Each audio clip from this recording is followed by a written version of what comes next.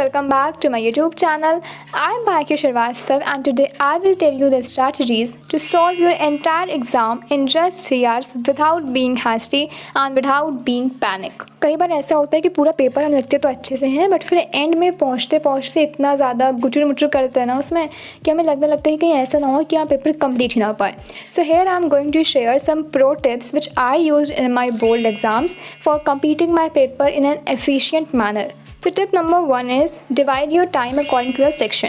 अब आप ये पहले से ही कंफर्म कर लो कि आपको एक सेक्शन में कितना टाइम लगाना है एंड उसके अकॉर्डिंगली आप अपनी स्पीड को मेंटेन रखना. अब जब आप टाइम डिवाइड कर रहे हो तो मेक श्योर कि आपके टाइम डिवाइड करने के बाद एटलीस्ट आपके पास 15 to 20 मिनट्स बचे एटलीस्ट, जिसमें आप फाइनल रिवीजन कर पाओ और उसके साथ ही साथ आप अपने आंसर्स की क्वालिटी को इन्हांस कर पाओ. जैसे कि जो कीवर्ड्स हैं उसको हाईलाइट कर दिया या फिर 2 आंसर्स के बीच में लाइन ड्रॉ कर दी या जो पेज है उसमें मार्जिन ड्रॉ कर दिया. तो ये सब कुछ ऐसी चीज़ें जिनसे आपका आंसर एनहांस करता है. Since I have already made a specific long video on answer writing and a few shorts as well, I will not elaborate this point कि कैसे अपने आंसर्स को एनहांस करना है. आप जाकर डायरेक्टली उसको देख सकते हो. Now moving further, tip number 2 is prioritise your section. अब क्या होता है कि कुछ बच्चे ऐसे होते हैं जिनको कुछ सेक्शन करने में ज़्यादा टाइम लगता है और वही सेम सेक्शन किसी और बच्चे के लिए कंपैरेटिवली ईजियर होता है, राइट. सो हर किसी का एक पर्टिकुलर पैटर्न होता है. अब आप क्या करो कि जो भी आपके यहाँ के होम एग्जामिनेशंस होते हैं या प्रेबोर्ड्स होते हैं, आप उसमें अपना पैटर्न ट्रेस करो कि आपको कौन से टाइप के सेक्शन करने में ज़्यादा प्रॉब्लम होता है या ज़्यादा आपको टाइम लगता है. फिर आप अकॉर्डिंगली जब मेन बोर्ड्स होगा तो आप उसमें आइडेंटिफाई कर पाओगे और उन सेक्शंस को बाद में कर पाओगे. ना इफ़ वी टॉक अबाउट कि कौन से सेक्शन से स्टार्ट करना चाहिए, so there's no hard and fast rule. First of all there's no hard and fast rule, but अगर एक जनरल ओपिनियन मांगा जाए तो या तो आप उसको असेंडिंग ऑर्डर में स्टार्ट करो, मतलब कि ए से स्टार्ट करो, सेक्शन ए फिर बी फिर सी और डी, या ई अगर हो तो ई वी, जितने भी लास्ट तक है, मतलब फर्स्ट से लास्ट तक जाओ.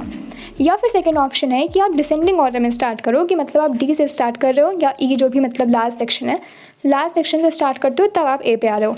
अब कई बार ये होता है कि क्या 20 से स्टार्ट कर सकते हैं. सो अगर मैं अपना बताऊँ, अपना पर्सनल एक्सपीरियंस, सो इंग्लिश के अलावा मैंने बाकी सब्जेक्ट में ऐसे ही किया था कि मैं ए से स्टार्ट करती थी, जैसे सीरियल दिया हुआ है ए बी सी डी, ऐसे पेपर को एंड करती थी. बट इंग्लिश में सेक्शन ए अनसीन पैसेज होता है जो मुझे बहुत टफ लगता है.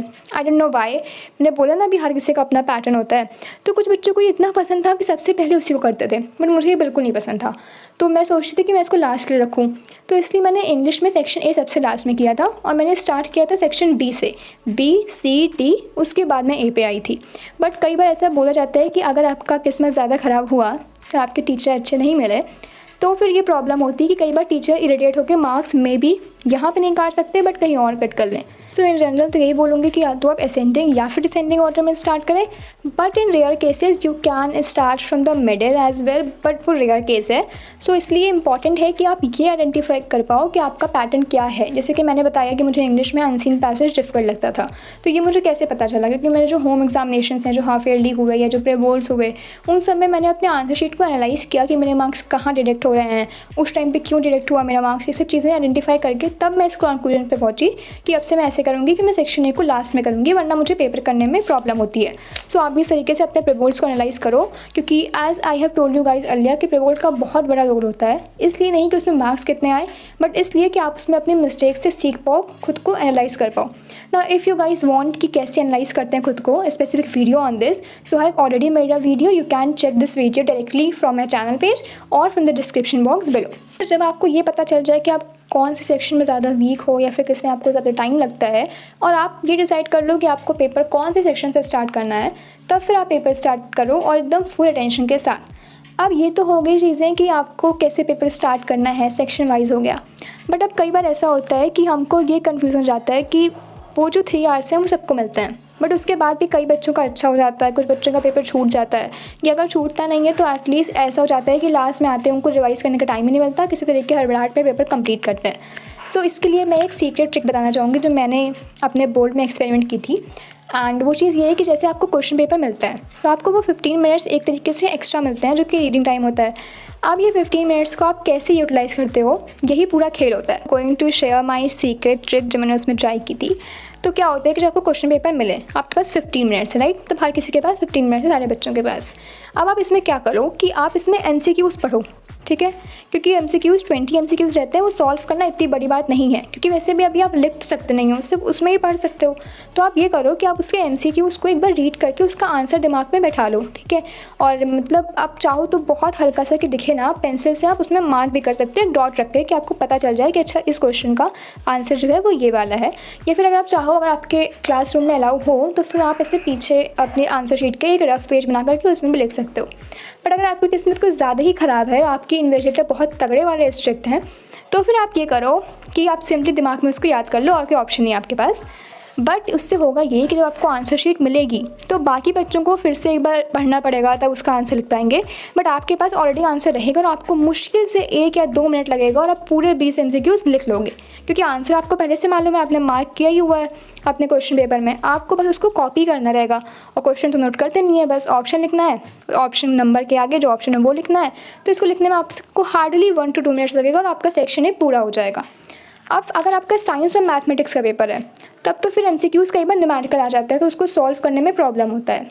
लेकिन अगर आपका थ्योरी बेस्ड कोई एग्ज़ाम है, सोशल साइंस का है, या फिर अगर आप 12th में हो तो फिर आपका हिस्ट्री, ज्योग्राफी, पॉलिटिकल साइंस, इनमें से किसी का है, तो इसमें होगा ये कि 20 MCQ सॉल्व करना is not a big deal, अगर आपको आंसर आता है तो, क्योंकि 1 लाइनर क्वेश्चन रहते हैं, आता है तो आता है, नहीं आता है तो नहीं आता है, ऐसा ही होता है।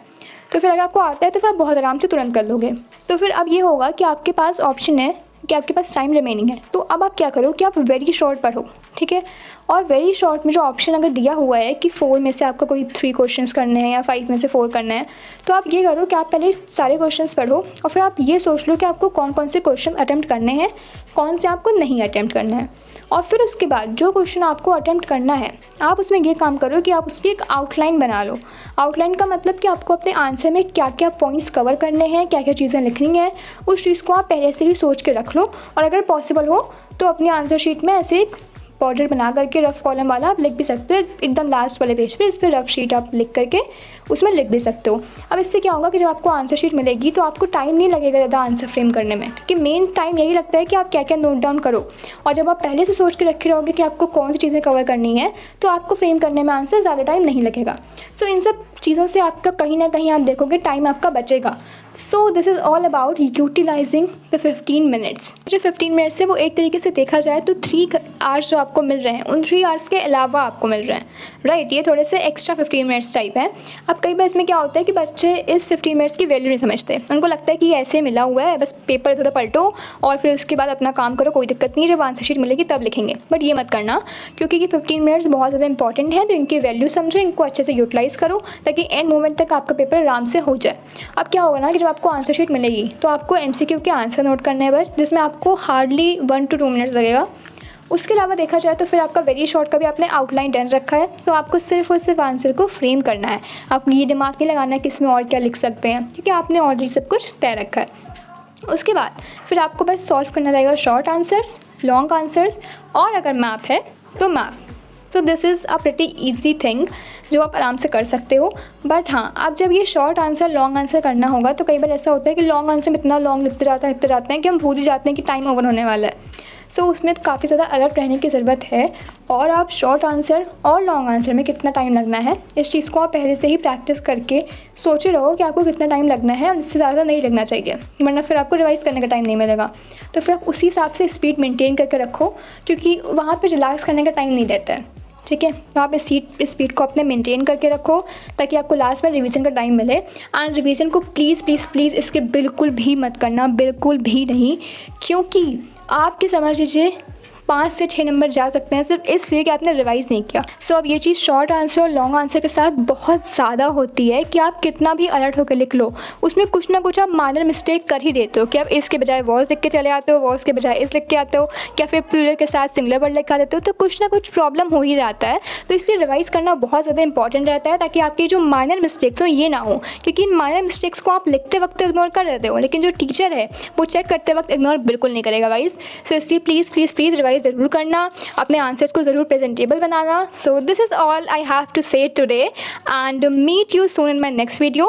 Till then, if you have any doubt related to anything, whether you are in class 10th or you are in class 12th, you are open to comment below. So this is all for today. Meet you guys in my next video. Till then, tata.